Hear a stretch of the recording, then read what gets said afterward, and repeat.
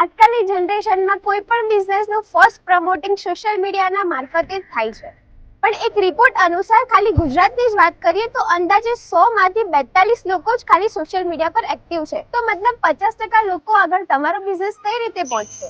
પણ તમે જોયું જ હશે કે મોટી મોટી બ્રાન્ડ્સ પણ મોટા બેનર્સ, સ્ટ્રીટ બેનર્સ અને પ્રિન્ટ જાહેરાતો કરાવે છે.